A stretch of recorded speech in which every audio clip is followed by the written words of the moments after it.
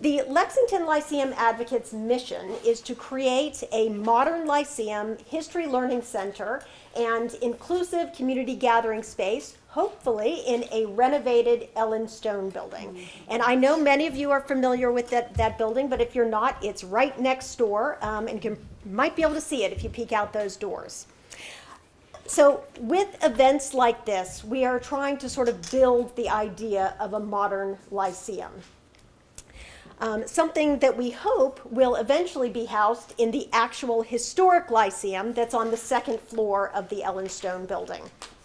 When it opened in 1833, that Lyceum was intended as a place to educate adults. It was part of a growing movement across the country before there was the public education system that we know today. It was also intended as a place to strengthen our democracy by creating more informed voters. And we're hoping with these kinds of events, we're not only giving a nod to the past and the important conversations that once occurred in that building, but also we can help shape our future by having conversations about issues that we think are important to the town today. I also think it's very interesting, tonight's topic, because Eli Robbins, the man who built that building, might have been the creator of the very first residential development here in Lexington. He was a very important businessman here in East Lexington. He had about 100 workers, and he needed a place to house them. And he also owned a lot of land, so he built a lot of houses. He built about 30 right along Mass Ave here, and some of them still exist today. And it was noted by Bradford Smith, the historian in 1900 before the Lexington Historical Society, that he also sold them at very reasonable prices. Now I'd like to introduce our moderator for the evening, State Representative Michelle Ciccolo. Michelle is a lifelong Lexington resident with a rich history in local government and housing. As the Assistant Town Administrator and Community Development Director for the town of Hudson, Mass., Michelle spent 20 years leading and managing a wide range of capital projects and initiatives. She has served on 2 statewide planning organizations, including serving 3 years as the president of the Metropolitan Area Planning Council, which we've all become very familiar with lately, and 3 terms on the Massachusetts Municipal Association Board. She was also a gubernatorial appointee to the Local Government Advisory Commission. Before being elected to the Massachusetts General Court, Michelle served nearly 2 full terms on the Lexington Select Board and 1 term as an elected member of the Lexington Planning Board. And with that, I will turn the evening over to Michelle. Thank you.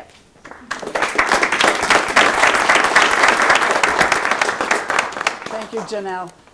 And thanks to all of you for coming this evening. It's really terrific to see a full house to talk about this issue, which can sometimes be a thorny issue and certainly is a critical issue.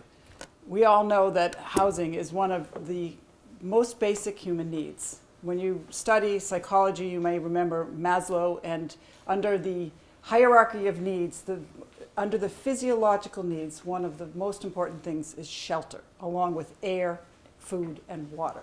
That's how important housing is. We take it for granted here in Lexington because many of us in our community are quite wealthy and don't have to worry about housing. That's not true for everyone, though. And tonight, we're going to talk about some of the things we can do together to improve our housing situation. Lexington has made some great strides in recent months and recent years through a lot of hard efforts of our local planning boards, select boards, and of local officials. We have many town meeting members in the audience as well. And I want to thank them for their work to date. It's not easy work at all, and it's very complex. In Massachusetts, we have 351 different cities and towns. And every one of us make our own zoning rules and do our own permitting. That's not the way the rest of the country does it. Many other states in New England do it that way, but a lot of places have county governments where decisions are made on a more macro level, and they don't come down to a fight between every single project and the neighbors, which is what happens often in Massachusetts and makes it very difficult. We're also very dependent on our real estate taxes to fund our schools, and we are very protective of any new housing that might come in because we're worried about the impact on local services. These are things that are important to everyone, and they matter. But it doesn't help us solve what is right now a regional housing crisis. The prior administration did a wonderful job advancing housing issues through the Housing Choice Program and the MBTA Communities Law. And the current administration is doing a phenomenal job with its recent housing bond bill, which I know you're going to hear about from one of our panelists. Just yesterday, I think it was, the governor announced 2 new task forces with Executive Order 621, which created the Housing Advisory Council, and Executive Order 622, unlocking housing production. 2 very exciting groups that are going to be focused specifically on helping us solve this problem. And the bond bill that's before the legislature is more than double a typical housing bond bill. I am very hopeful that much of the package that the governor has sent to us will be the package that we put forward when we approve the legislation. So enough from me, because we have phenomenal panelists here tonight, and we are really blessed that each of you came forward to share your expertise and to help us delve into this topic further. So I'm going to introduce each panelist one at a time. I think I'll let you each speak, and then I'll introduce the next panelist. We're going to go from state level down to regional level down to local, and we have an expert in each of those areas with us. So, Chris Clutchman oversees and coordinates programs in the Community Services Division, including land use, programs supporting low-income residents such as LIHEAP, community and economic development, and annual capital grant programs totaling $50 million. For the past 2 years, she's implemented the MBTA Communities Law, which applies to 177 communities in eastern Massachusetts. Prior to her work for the Commonwealth, she worked for the town of Westford as the Director of Land Use Management. She worked in Oregon for the first half of her 35-plus year career, including co-founding a planning firm. In 2016, Chris was recognized for outstanding contributions to the field of planning as a Fellow of the American Institute of Certified Planners. She's a BA in the Growth and Structure of Cities from Haverford College. Chris, come to the podium.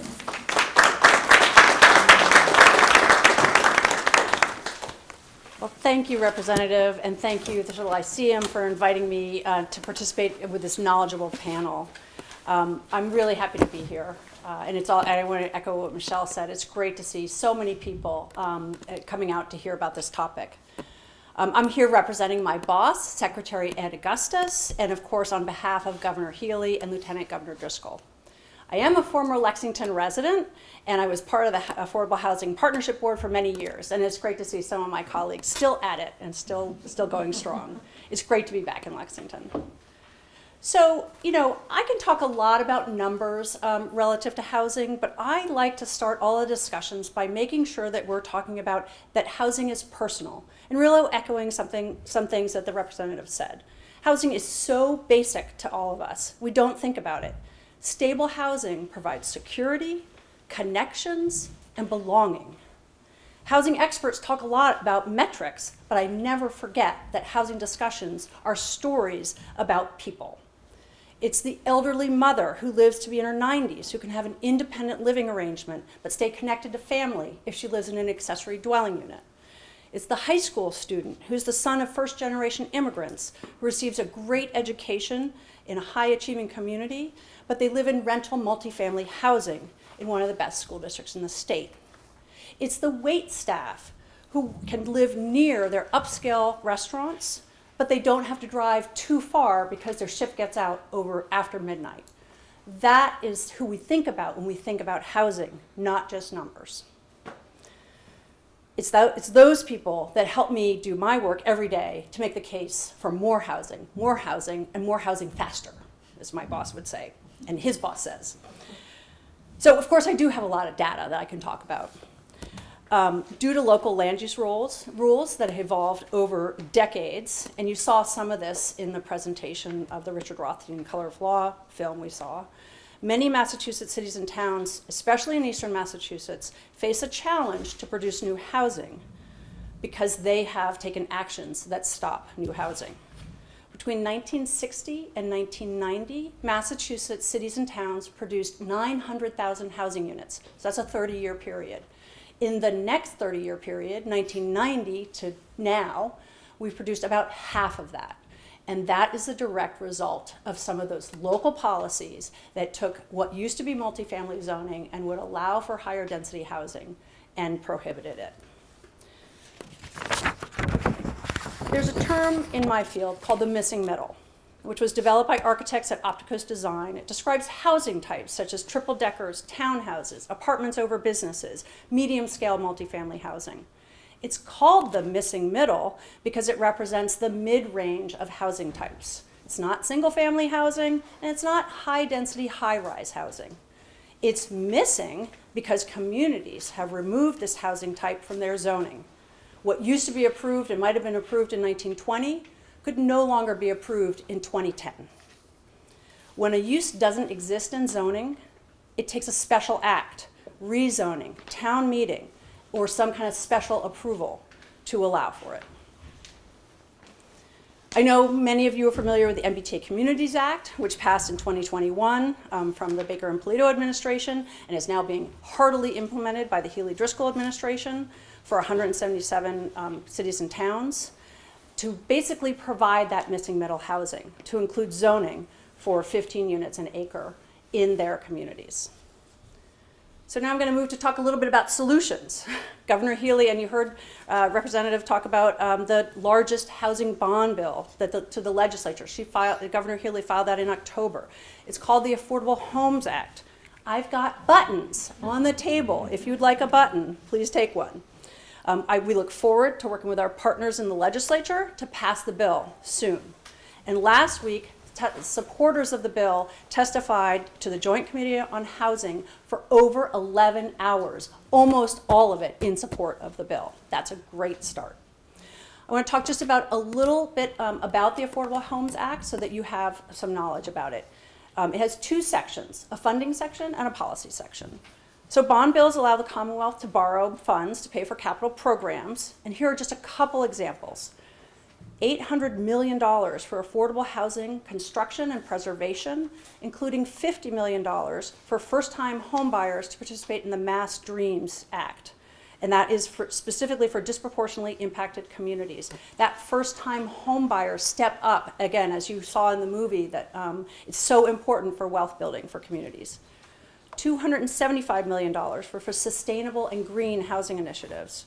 $175 million for the Housing Works Infrastructure Program. This one actually falls directly under my control. This funds municipalities to pay for infrastructure such as sewer and water lines, sidewalks, new intersections, all related and cause for need by new housing.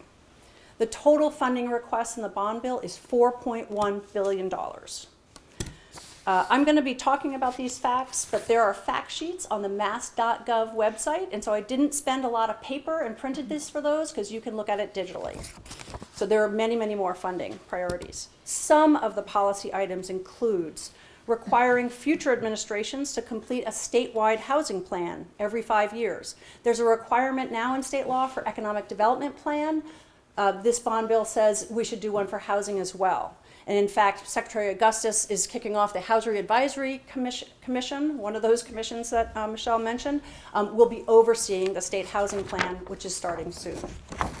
Another policy item is local options transfer fees. This allows, but does not require, municipalities to adopt a local transfer fee of 0.5% to 2%, which will be paid by the seller of real property. This allows communities to accumulate funds to spend for affordable housing. It proposes reforms to state land disposition process to expedite the building of housing. It requires all municipalities to allow accessory dwelling units as of right with reasonable regulations. It has many reforms to the public housing system, including tenant protections when local housing authorities are being redeveloped.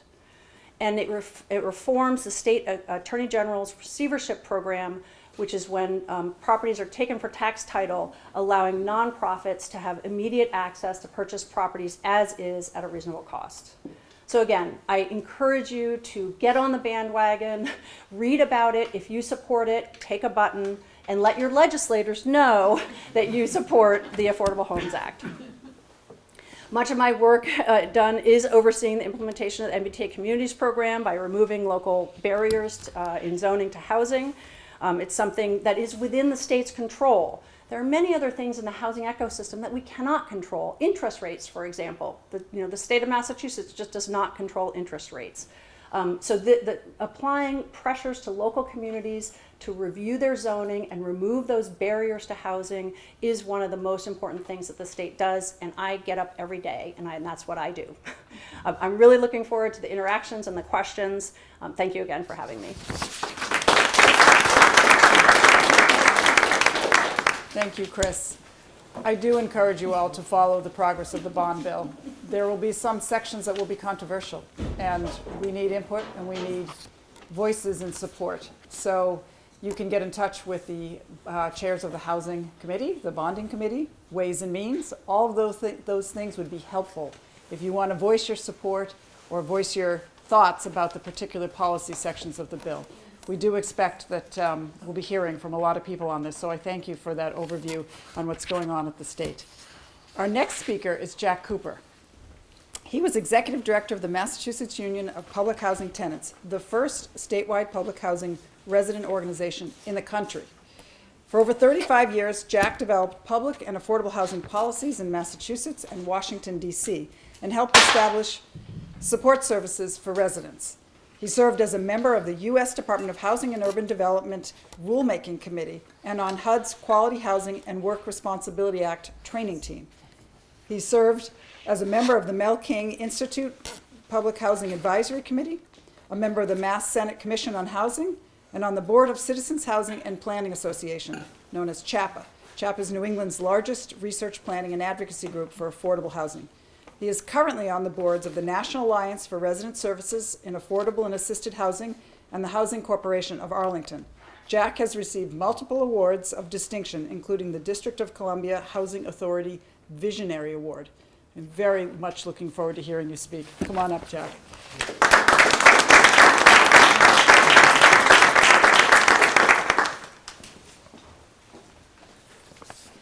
Well, good evening. I first want to thank the Lyceum committee for having me speak and join this distinguished panel, and the representative. Thank you very much. It's interesting also to hear, after all those years, some of the things you've done, and I've forgotten some of it. So I was like, ooh, I did all that. Well, my focus is, and I know I only have 10 minutes, so make sure I stop, okay? My focus will be public housing has been my focus for over 35 years. As executive director, I've had the wonderful opportunity to sit on boards, build partnerships, and sit in Washington, D.C., or on a committee that was pulled together by U.S. Congress. And the purpose of that committee was the Congress had asked U.S. HUD, how much does it cost to fund public housing nationally? So you can imagine that's a big question, seeing there's 2 million apartments that had to be funded. It is a lot. I mean, there's a lot of public housing, and I'm just going to bring it back to Massachusetts. Massachusetts has 242 housing authorities. Lexington has a housing authority, and I want to say that I had the honor of working with the executive, Kayleen Foley, I think, who was the director, I don't know if she still is the director, of the Lexington Housing Authority. Very, very nice person. We sat in formerly DHCD, now EOHLC committees. And that's the new DHCD, folks. I don't know if you know that. But it was wonderful to do policy work with Lexington specifically. And also she was on the Mel King Committee and learned a lot. Do any of you know how much public and subsidized housing you have here in Lexington? 600. Well, 684. Yes, it's 143. But if you include the subsidized housing, it comes out to 248 units of housing. So that includes that's the federal side plus the state side. the state funds 77 units of state public housing, which is different from the federal side, which is comes down from HUD. And so I just want to let you know, it's real important because people can live there. They can move into public housing and not have an income per se in Massachusetts, especially in state public housing. It's a safe place to be, to get a shelter, because Massachusetts has a shelter law. Anyone that wants to live in a shelter or in a house in Massachusetts can, find a place to live. It may not be the nicest place to live, but when I talk about public housing, there's a certain standard. And you heard earlier, public housing, the standard for public housing has to be safe, sanitary, and affordable. And many folks who live in public housing, many of them pay only 30% of their gross income, not 30% of the rent that's charged, but it's their gross income with some deductions. So it's very difficult to keep public housing in good shape because there's not enough money to keep it going. The Commonwealth of Massachusetts does give the housing, 242 housing authorities, actually some of them, the smaller housing authorities out like Sudbury and whatnot, they actually make enough money from their rents to survive.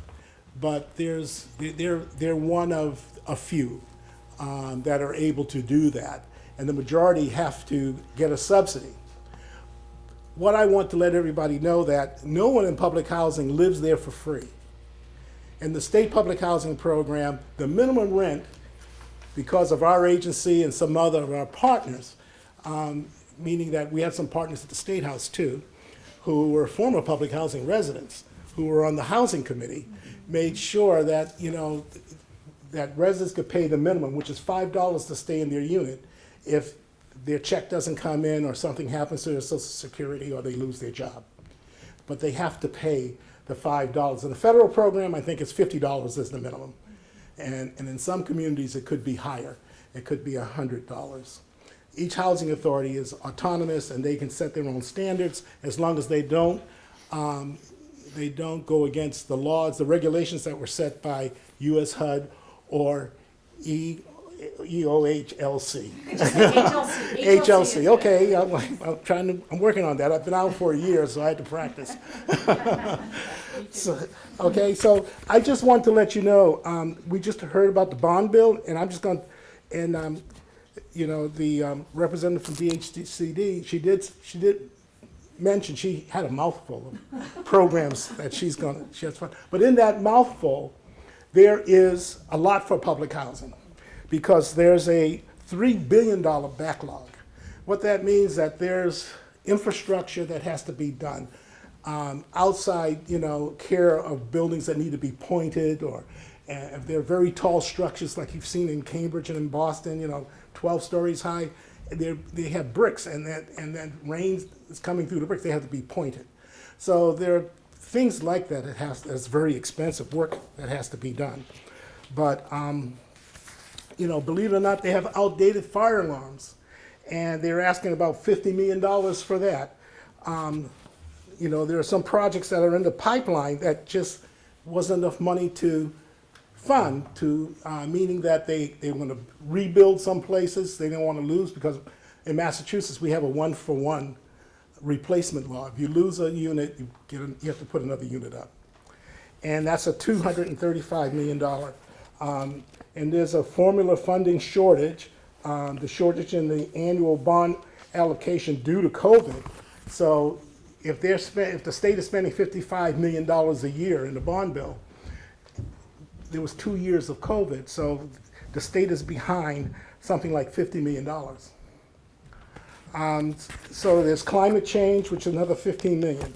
But I just want to make you aware that public housing is even more important than ever, because we have all these folks coming into Massachusetts who are now being placed in gymnasium, ice skating arenas. I just heard today about Roxbury. There's this ice skating arena on the Martin Luther King Boulevard, and it can hold something like 400 people. Well, I've been in there, and it still isn't that much space, even with 400 people they're going to have. It's a horrible situation. So we need to have more available housing. It is a must. I just want to let you know what the population today is, according to HLC's rules and regulations, well, calculations. 61% that live in public housing are minority. 66% of the folks that live in public housing are senior and disabled, and 34% are families. So you're talking about probably 43,000 units of state public housing, and then there's another 38,000 units of federal public housing that the state doesn't even pay for. The federal government pays for that. So there's a lot. These are homes where people who have very, very little or no income can live in if they don't have a CORI, meaning a criminal record, and if they are just trying to raise their children, or they've aged in place and some catastrophe happened and they had income and they had savings, and they turned around and lost their savings, such as was it 2008, where we had everybody had money in mutual funds, and all of a sudden everybody had much less money in mutual funds. And I know some people who had, for the first time in their life, had to go on food stamps. So there was public housing there to make sure that was the safety net for everyone. So I would say if you can, build more housing, make more housing affordable, make more housing in this wonderful community of Lexington. I got great stories about Lexington. I have friends that live here, and we go to Wilson Farms all the time. Thank you very much. I'm not going to take up much time.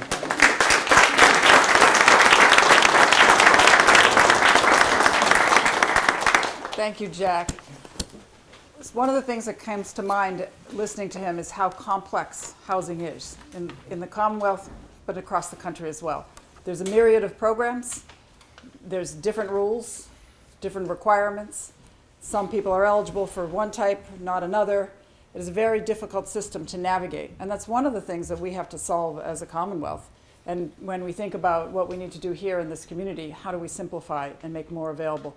How do we build more affordable housing? And how do we ensure that the people who are here can stay and have it be affordable enough? It was just 2 weeks ago that a good friend of mine, a cherished member of our community, moved out of town because she couldn't afford her house here anymore. And that was a very sad day. Someone who had been with us here for decades. And I think that's something that happens more often than we care to acknowledge. Jack mentioned that the most amount you're supposed to pay on your housing is 30% of your gross income. That is a rule of thumb. Bankers use that rule of thumb, but also public subsidy programs use that rule of thumb. But I would bet that there are many people here in our community, and especially in Eastern Mass, that are paying way more than 30% of their gross income on housing because it is so expensive. And that is, it's about, I'm hearing them chattering. 50% it's closer to. Renters pay about 50% of their gross income. So think about that. How do you afford your other basic life necessities if that's how much your housing costs?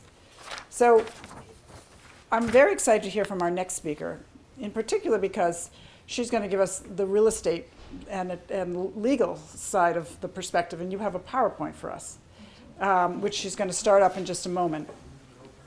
And one of the things that I think about frequently is that government doesn't hold all the levers in creating housing. The private sector holds most of the levers, and that's what makes policy particularly tricky. How do we incentivize and catalyze the private sector to do what we need it to do is a question that we have to ask. So our next speaker, Elaine Tung, is a real estate attorney and chair of the Lexington Affordable Housing Trust. She is the past treasurer and board member of the Volunteers Lawyers Project of the Boston Bar Association, past vice president and board member of the Asian American Lawyers Association of Massachusetts, past member of the Boston Bar Association Committee on Diversity, past president and board member of the Boston Chinatown Neighborhood Center, past board member of the Miriam Hill Association, and past board member of the Lexington Montessori School. You have served on a lot of boards, and so you must be an expert in many different areas. Well, come on up, Elaine.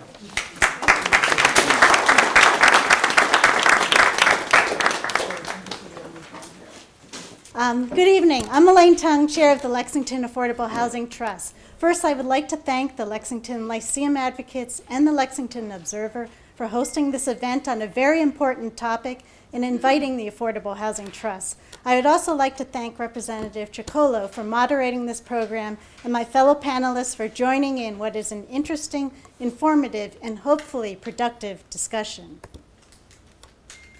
Tonight, I want to talk about what is happening here in Lexington. Lexington is among the wealthiest towns in the Commonwealth, yet even among existing Lexington residents, there's substantial need for affordable housing. 21% of all Lexington households make below 80% of the median income, which is considered by HUD to be low income. For a household of two in 2020, under 80% area median income was $77,000. Of the low-income owners and low-income renters in Lexington, a shocking percentage pay more than 30% of their income for housing, which is considered cost burden.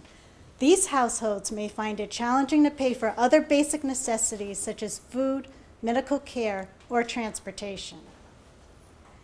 People often look at a community's subsidized housing inventory as an indication of acceptable number of affordable homes in determining compliance with Chapter 40B, Massachusetts Comprehensive Permit Law. Lexington's Subsidized Housing Inventory, or SHI number, has been trending down since 2020. The SHI number, however, includes market rate units that are part of a development that contains over 20 to 25% affordable units. In actuality, only 684 out of 12,252 households, or 5.5% of the total housing stock in Lexington, are truly affordable to these lower income households. Furthermore, in the 12 years between 2011 to June 2023, Lexington had a net gain of 0 affordable housing units. The gap between the cost of purchasing a home and what households can afford is only getting bigger. Rents and mortgages are increasing at rates that outpace growth in income and earnings. In 2017, a median income household could only afford a home that was a little more than 1/2 of the actual cost of a median home in Lexington, and would have required a 65% higher income to afford that home. In 2022, that number jumps even more dramatically. A median income household could only afford a home that was about 41% of the actual cost of a median home in Lexington. It would have required 153% higher income to afford that home, a jump of 135% over that income, which was needed just 5 years earlier. People who need housing that is affordable already live and work in Lexington. They include your children, young families just starting out, a town employee, teachers, your server at a restaurant in town, and people working at local businesses. A rent increase, divorce, loss of a spouse, job loss, or other adverse circumstance may also cause someone to need housing that is affordable. With current market prices, many can't afford to remain or come to Lexington. When people have affordable homes, they can reside near where they work, local businesses have customers and local employees, schools have teachers who live in town, and our community is stronger. Unfortunately, the need for affordable housing is much greater than what is available. The wait lists are incredibly strong. This chart does not show the actual wait list for all affordable housing units because some units are managed by other entities. LexHab has an average wait time of 5 years. Lexington Housing Authority has an average wait time of 8 years. There are currently over 900 households waiting an average of 8 years to be housed, which is why we need to accelerate the development of housing. So what can we do about the need? The signs in town are very encouraging for the barriers to finally begin coming down and for a meaningful number of affordable housing units to be created. In the fall of 2022, a special town meeting voted overwhelmingly to establish the Lexington Affordable Housing Trust. In the 2023 spring town meeting, with the passage of Article 34, Lexington became the first town in the Commonwealth to comply with the Commonwealth's MBTA multifamily zoning requirements. Additionally, Article 33 revised the Special Residential Development Zoning Bylaw and gives developers the ability to build more housing units on a site than conventional zoning. These articles, however, are about creating more housing, not just affordable housing, with only a small component of 10 to 15% of affordable housing. There are also 2 home rule petitions sponsored by our moderator, Representative Ciccolo, thank you, which are currently pending in the state legislature. If these pass, some additional funding sources for the Affordable Housing Trust will be created. The Affordable Housing Trust is a financing entity, not a developer, which allows Lexington to segregate funds into a trust fund and use these funds as opportunities or needs arise for local initiatives to create and preserve affordable housing. Having available funds gives Lexington a chance to compete in the private real estate market. Trust funding demonstrates local commitment and helps leverage state, federal, and private sources. These 2 milestones are what the Affordable Housing Trust has been able to accomplish in its short existence.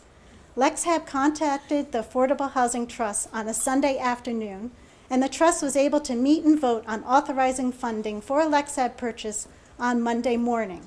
There was little time before offers were due, and this enabled LexHab to make a competitive and successful offer on a 2-family property. In addition, the Affordable Housing Trust identified parcel 6844, located at the intersection of Lowell Street and North Street, as a possible candidate for an affordable housing development.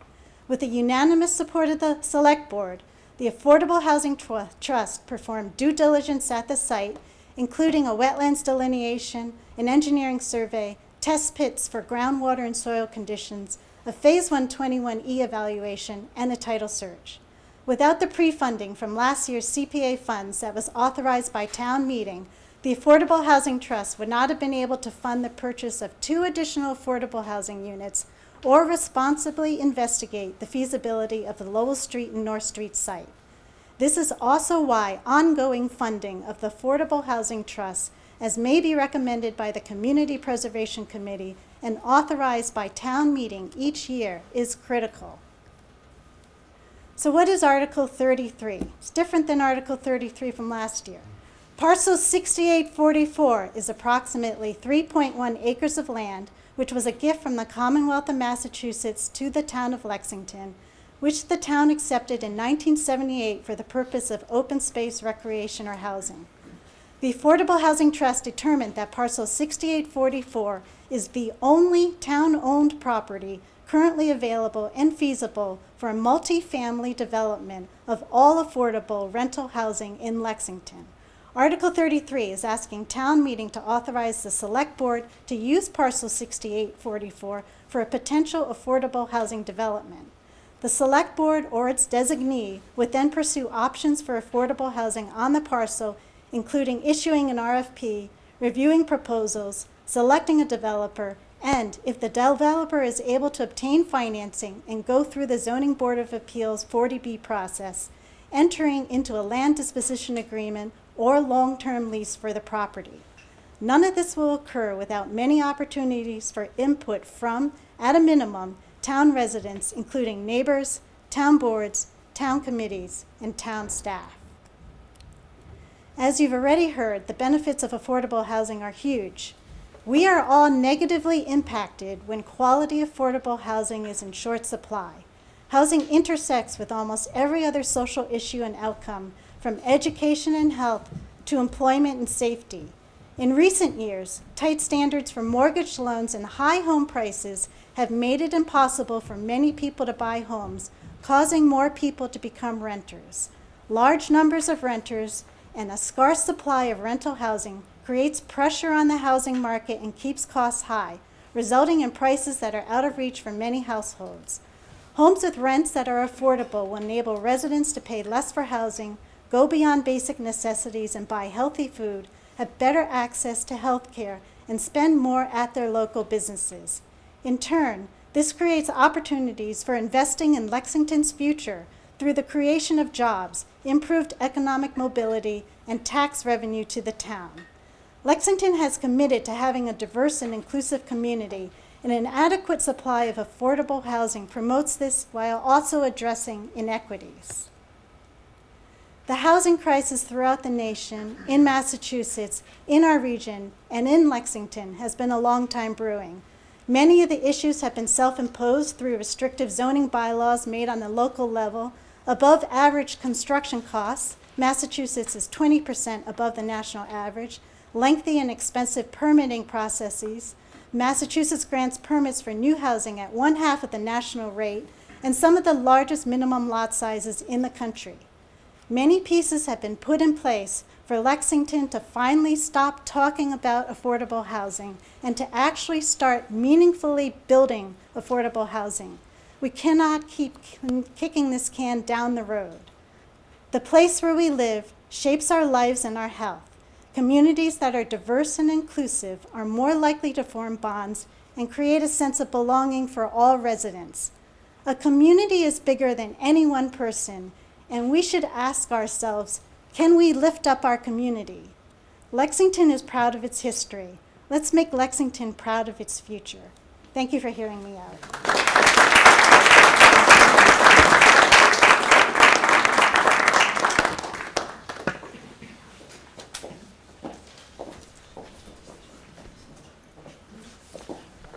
Elaine, that was fabulous. Very informative, and it really gives us a good grounding on what's going on here in town. And for those of you who will be voting in spring town meeting, you have a preview of some articles to come. If you're not a town meeting member, please get in touch with your town meeting member and make sure that they support these articles. Our last speaker is Tiffany Payne.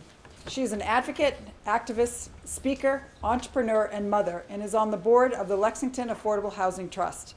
She serves as a mentor for women and children to help them navigate through encouragement, empowerment, and education.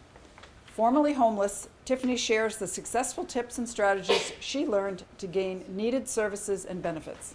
Tiffany?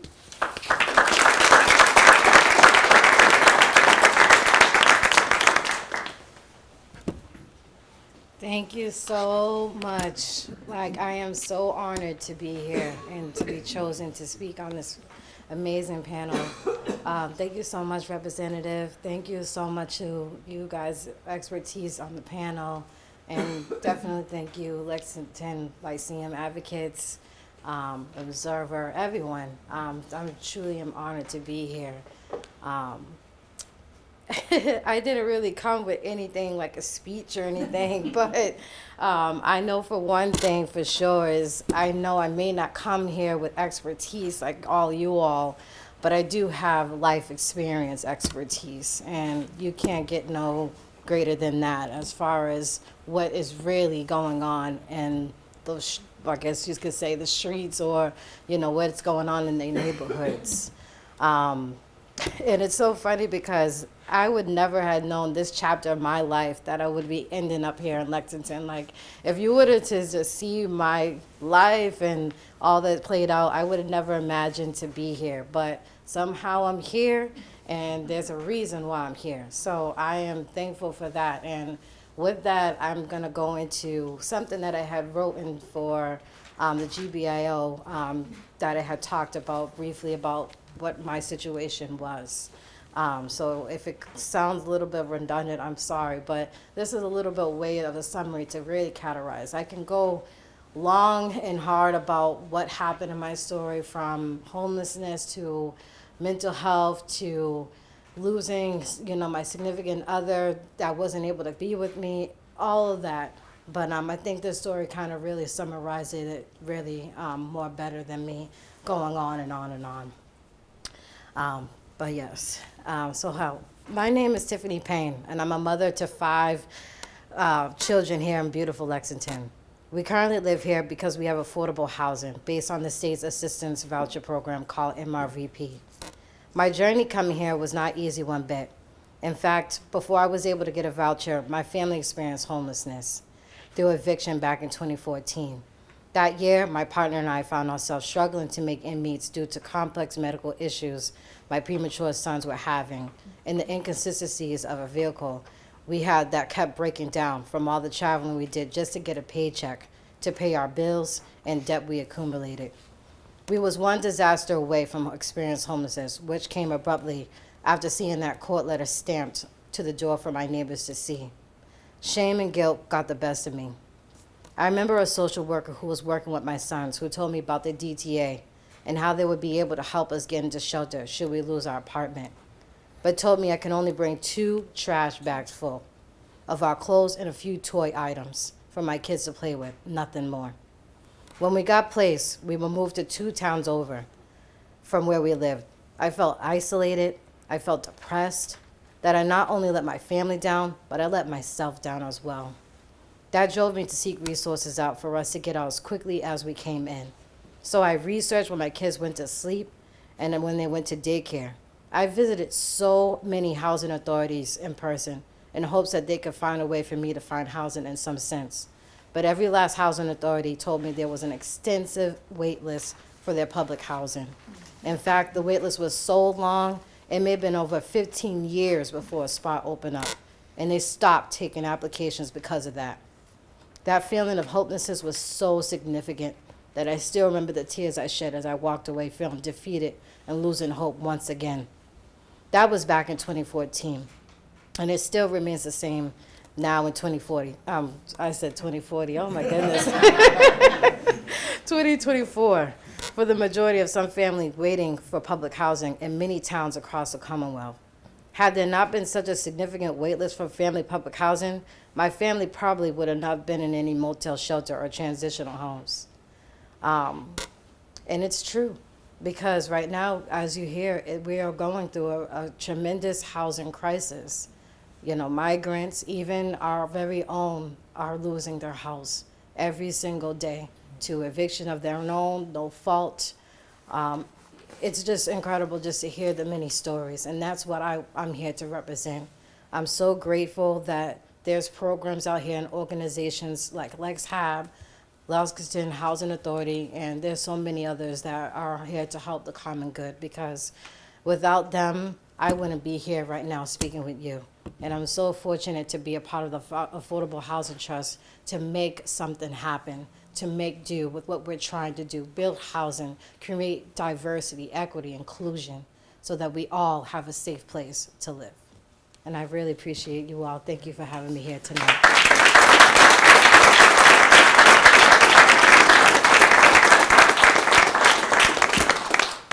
Tiffany, thank you for sharing. You are an inspiration for those of us who need to know what we can do to help. And your lived experience makes it all real for us to understand better. And it's courageous to share that, so thank you.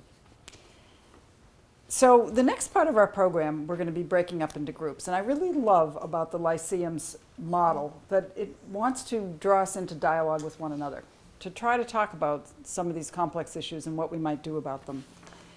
And I'm going to ask, because there are so many people already engaged in the community on this issue, I've been asked to have certain groups stand up so that we can identify, you can all see one another, who you are, and we're going to ask you not to go to the same group. Because we want to make sure that you separate into different groups. We're looking for groups, small discussion groups of about 4 to 6 people.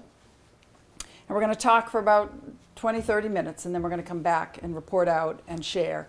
And at that point, if we have questions for the panelists or thoughts that have percolated to the top, we're going to hear back from all of you. So, can I ask people who serve on the Affordable Housing Trust, the Housing Partnership Board, Lex volunteer to share something from their group, and then any questions you have for our panelists. Now's the time for that. So who wants to share? I don't mind starting on the innovations, question 4. I thought we had a really robust discussion. We came up with 5 things that I wanted to throw out there. Restricting or lessening the restrictions on accessory dwelling units, which I know is in the bond bill in some form. Developing on town-owned land, which we're hoping to do. Reducing parking minimums, maybe all the way down to 0. Investing more in transportation, make things more accessible, and then finally allowing duplexes and triplexes by right everywhere in town.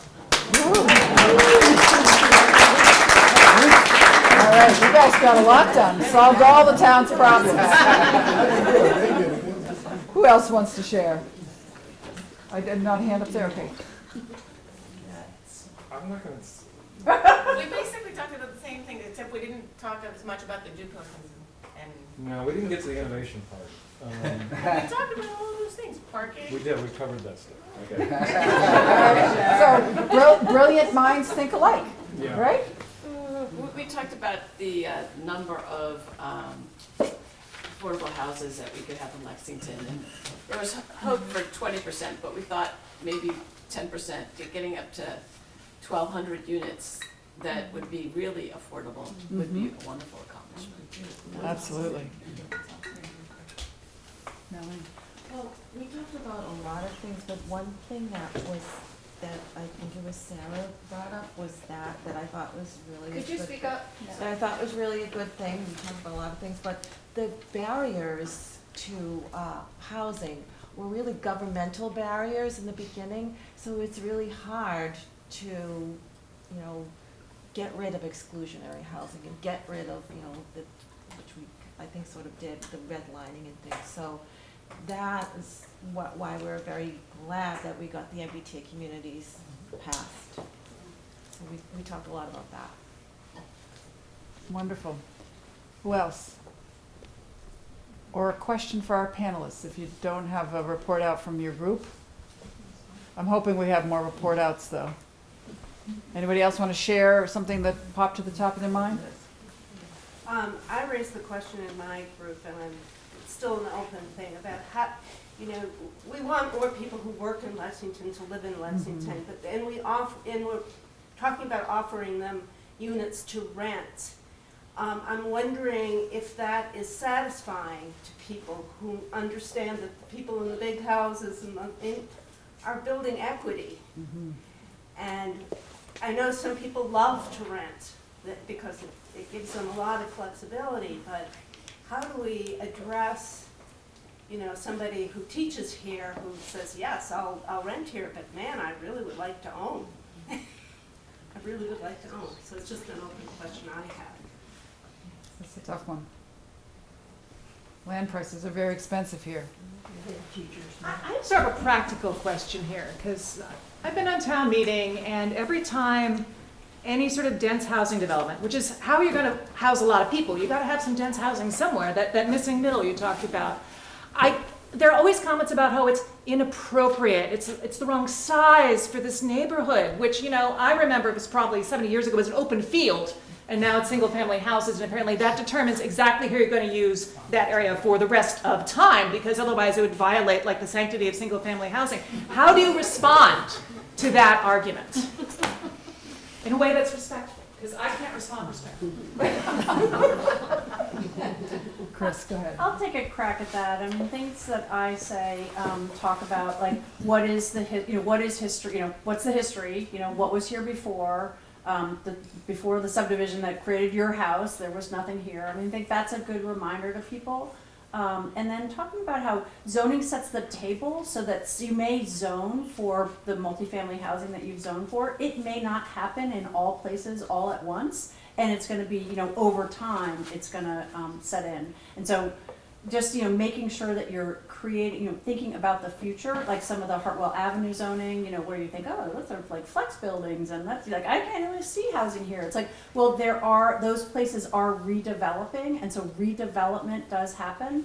A little bit less in single-family neighborhoods. What I learned about today was a proposal in Merriam Hill to put 10 houses in Merriam Hill, which, kind of shocked. So things will happen over time, and they can happen, and as they happen, it'll become a new normal. And then, that'll be, and then somebody will say, in 40 years from now, they might say, oh, we need, 3-story buildings here in Merriam Hill because, we have the townhouses and now we need, we have more housing demand. So I just, remind people about history and that redevelopment, that is the way that not just urban areas happen, but suburban areas happen. They redevelop. Lex Place redeveloped where there was an inn in Lexington Center. The 1-story area where the Abbott's Creamery is, I still think about it as the ice cream store, but was a 4-story building, and so it's actually kind of come down. So that things, redevelopment and change will happen. The group that I was sitting in talked a lot about change, how difficult change is, and so I think addressing fears of change, but that change is very natural for development and redevelopment to happen is not an unnatural thing. Carol, help me. No, that was great. I was just going to say, I think something that makes a difference is more opportunities like this, because setting the table about zoning and development and housing and affordability before you're talking about a site is critical. And I think we can all learn more about the development process, but once you're talking about the site, in many instances, not all, people will say, I'm really for affordable housing, but not here.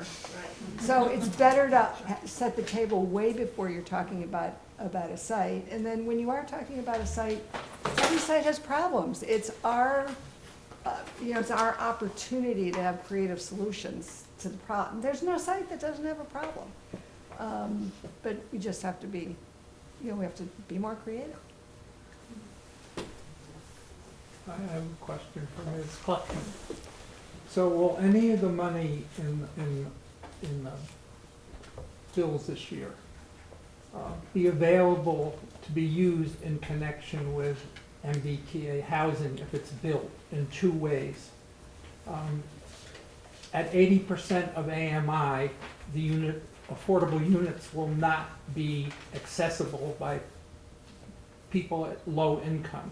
So is there money that can there be grants to communities for rent supplements so some of those people can enjoy MBTA housing, and can there be money available to buy additional affordable units from developers? Is any of that possible under the legislation if it passes? So yeah, just to let's frame it as this is about the bond bill. I'm not sure about the second piece, but I would say CPA monies are really great at buying down additional affordable units at the local level. But yes, there is funding in the bond bill to propose that is available for developers, whether you're a for-profit developer or a nonprofit developer, to build more affordable housing. So at deeply subsidized units, that is a competitive process. So through the rental rounds, where our agency gives funding, other quasi-public agencies such as Mass Housing and Mass Housing Partnership are also banks, and they do lending. They will get some of this money to do additional programs and additional lending for affordable housing. So yes, it will be. There's also funding for the Housing Works Infrastructure Program, HWIP, which is a brand new program that Governor Healy put on the table when she took office. And that is funding specifically to help communities pay for infrastructure that's needed for new housing. For example, let's say there's a housing development proposed on Concord Avenue, and the water line is only 4 inches, and you need an 8-inch water line to go from Waltham Street to the next street over. HWIP funding could help the town pay for that. And that is part of the bond bill to be funded at $35 million a year, or a total of $175 million for 5 years. So that's really specifically for municipalities. Other grant programs that we run are also reauthorized in the bond bill. With more money? Yes. Okay, good. That's an increase in the current funding. Since Bob opened up being able to ask about the bond bill, is some of those monies for the lending and grant making, is it stipulated in there, like timing, like requirements to speed that whole process up? Was there any sort of thing in there that, or maybe some of the funding that's there will help? Yeah, I'd like to get your opinion on sort of speeding up. So more funding will be able to fund more projects, for example. So, there's just more funds. Some of it, for example, is this additional $50 million for first-time home buyers. That's a program that actually exists now with Mass Housing called Mass Dreams. So those are for people who are looking to come into the Lexington market but haven't bought a house before. So that program will look towards those folks. There just is more funding. And so these rental rounds where developers are, whether it's a community development corporation or a for-profit that does affordable housing, there will be more money to go around. I think today's Tuesday, last week, the governor announced the funding of what's called the mini rental round, and they funded all of the projects. I don't think the person who runs that program has ever funded all applicants in a program.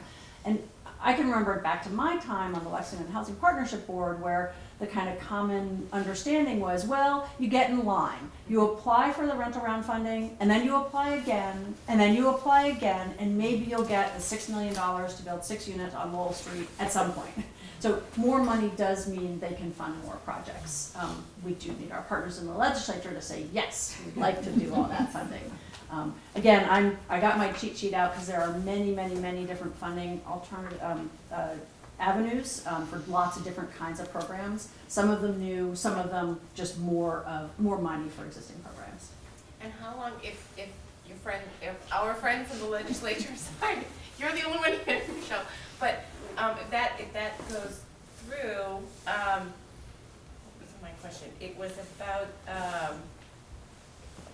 how long is there going to be, because I've experienced this before, something gets passed in the legislature and then it takes another year or so before, rules and regulations are together and sort of, is there a real sort of sense of urgency?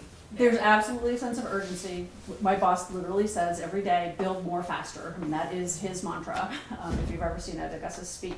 So this is a bond bill, which is a 5-year bill. So all the numbers we're talking about, you can divide them by 5, and that would be the annual amount that would be funded.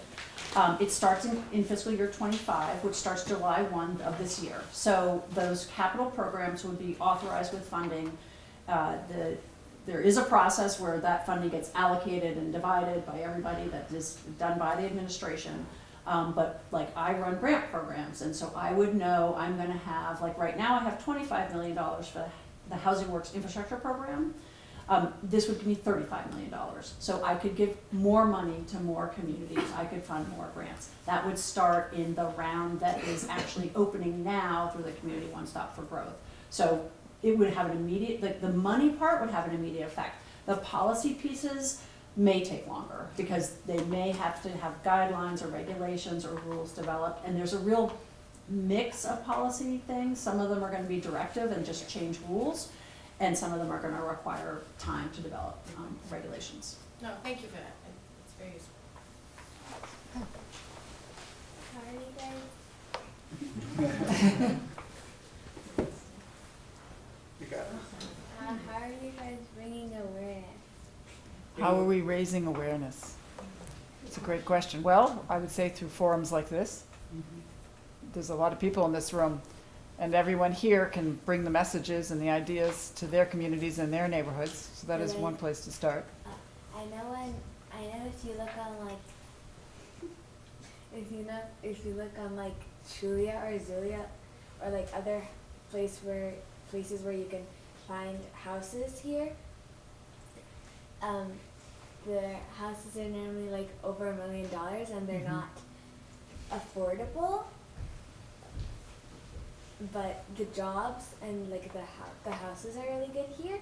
So, and like I know a lot of people like in my school that live in Boston, but they go to school here because they have good like education here, but they don't have the best prices on housing. That is the $1 million question we're trying to solve, is how to make our housing more affordable and make more of it available to folks. And that's really the challenge. We need to find ways so that lots more people can live here in our community and be part of what Lexington has to offer. Go ahead. Can I wanted to try to say something I was saying in our group. I'll try again to say it. And it has to do with the second question about how much affordable housing do we need to build? Because I see that question and I think what it's trying to say is how much do we have to do before we're done? Right? Or like how much do we need to do? And I think it's the wrong way to like look at the problem. And I think rather than, so you can try to find solutions to things, which is what we do, or you can stop being part of the problem as well. And I think rather than saying how many affordable units do we need to have in town, I think we should focus on making sure that our zoning laws and our processes don't artificially limit the types, the forms, and the price points of the housing that's available in Lexington. Because when you focus on when you try to find a number that's like the right number of how much affordable housing we should have, then you get into these battles about things that are, you're nibbling around the edges, like, what's your percentage of inclusionary zoning, which is a great thing to do, but we spend a lot of time like trying to find the right percentage and the overall impact, whether we get that exactly right or a little more or a little less, like it's very minimal impact no matter what that number is gonna be. All right, I talked enough. I think I said what I was trying to say. All right. Thank you. Thank you. Anyone else? Over here, because you haven't spoken yet. We just wanted, I don't think you have either. Well, I was pointing to Meg, who had spoken already, but One of the things that we were talking about was why was Lexington successful with the MBTA zoning act, passing that and, becoming the first and, beginning to right so many of the wrongs. And, we talked about the great process that the planning board did in getting out there. And I think that goes to your point. I mean, I think like having a participatory process is really important. And somebody said getting out ahead of the problems. I mean, I think we need to do that all the time. And it's messy. And we all hear things that we don't like and maybe get afraid of our neighbors, but then we, learn more about our neighbors and we get over it and realize, oh, well, they're just our neighbor, and that's okay. They can have that view, and maybe that neighbor learns a little bit more. So I really loved and appreciated that process that the planning board did, and getting out the maps. I think that went a long way to helping people understand, and so I just, I'm so glad that the Lyceum is having this conversation, and I know we all as affordable housing advocates just want to keep having it. So I hope that I think that's really an essential part of policy change, is this sort of participatory local change, particularly when so much power rests with the localities too in Massachusetts. I think that's extremely well said. The planning component is vitally important, and sometimes when you tell people that you want to do a plan, they say, another plan? We've already got 15 plans that tell us what we need to do. But the process of bringing people together to talk about the plan educates the public, and that's why I'm such a huge proponent of local and regional planning. It's a necessary thing that we do together, and it's a very iterative process, even if the experts all know the answers. We still need to do the planning on a regular basis. I wanted to add to what Jay said, which is that a lot of the information sharing that went into last year's Article 34 was about the details of the article, right? The details. And for myself, I come at this more from a I don't know how to say this, but like a moral point of view. So I think there's a lot of fear. Fear drives people more than anything else. And there's a lot of fear around what people will lose if the town changes, if different kinds of people move in here. They're protecting their asset that they have here. Is it going to go down in value? This sort of thing. And I think that more than disseminating information, it's really important, I think, to disseminating a change in attitude, a change in how people view and how we view our town as part of a larger community. We're not just living in an isolated bubble here. We're part of a state, we're part of a county, and that we can play a role in this that goes beyond our borders. So I feel like if we can, that's very difficult to impart to people who are fearing for their personal assets, but I think it's a really important part of the conversation. I think you're absolutely right. So this is probably a question for Chris, but when we were looking at the drafting of Article 33, we did a lot of research. It was a 5-year process, and one of the things we looked at addresses this exactly. The people who will say, if you build denser right next to me, it will devalue my home. And in fact, I'm hearing that, as I'm sure Elaine is and others, about the idea of developing the parcel of land on Lowell Street. It's going to devalue my home, which is right next to it. We had, because we had such an eclectic group of people working on that, we had a realtor, and she went and did some individual research about home values around subdivisions that had happened over the last several years in Lexington. And there was absolutely no devaluation. There was no diminution of value, there was no correlation at all. That's like a one-off, somebody did that picky, little research. Do you, have, or does CHAPA have, is there somewhere you can direct us that anybody had done a larger study?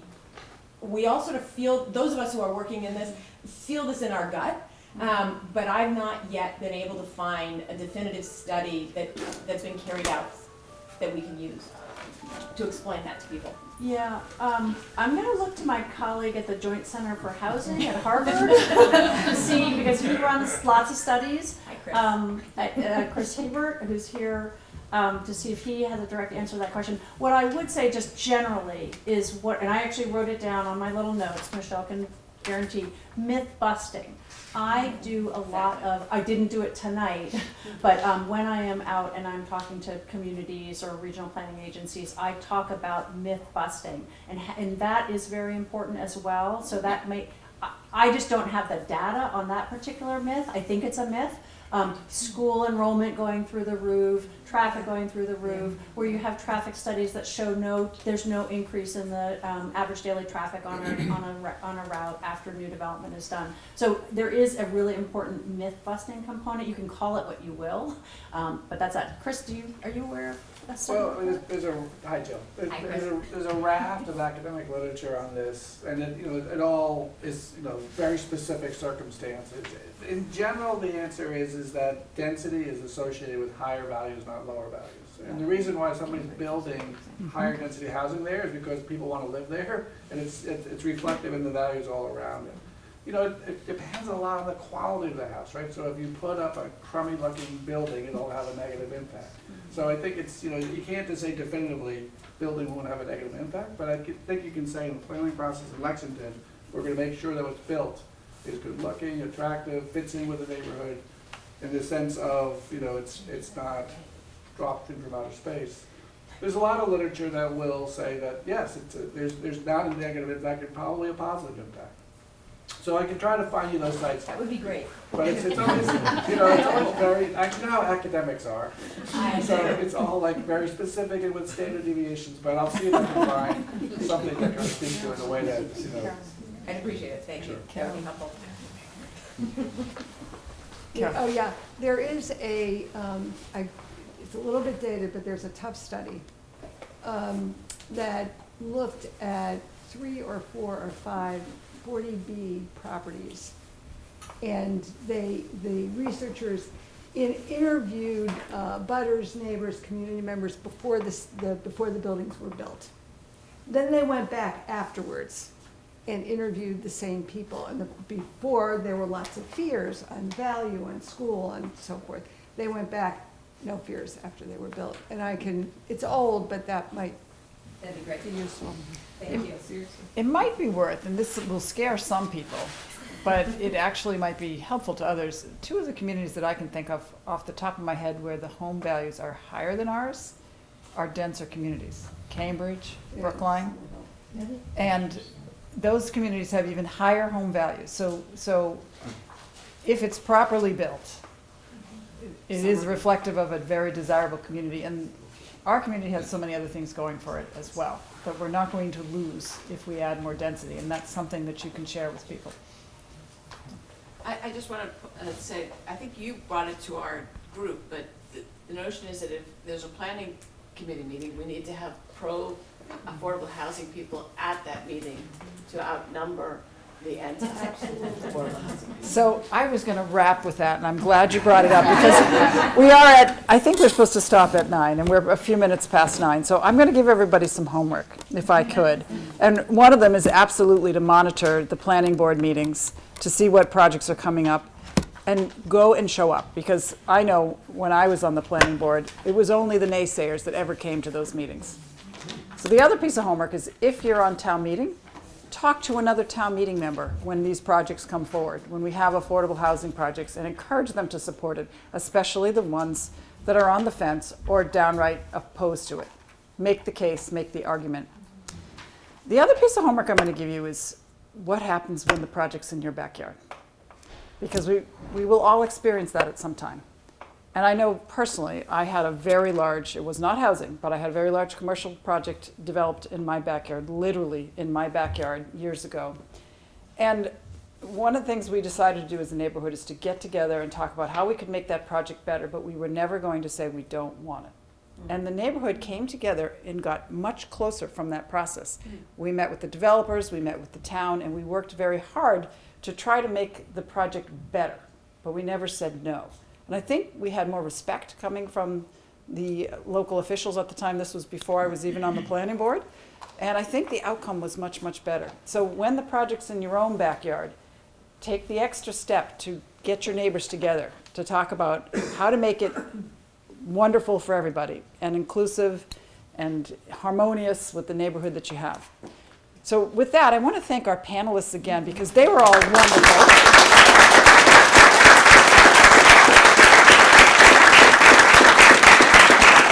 I want to thank the Lyceum. I'm looking forward to more of these conversations going forward. Also thanks to Fallen Church for hosting us here. This is such a beautiful space and it's a really wonderful place to have a meeting. And finally, thanks to all of you for coming tonight, for prioritizing this out of your busy schedules, for saying that housing and affordable housing especially matters, and we're going to do more to try to build it in our community and support it in our region. Thanks again, everyone. Have a good night.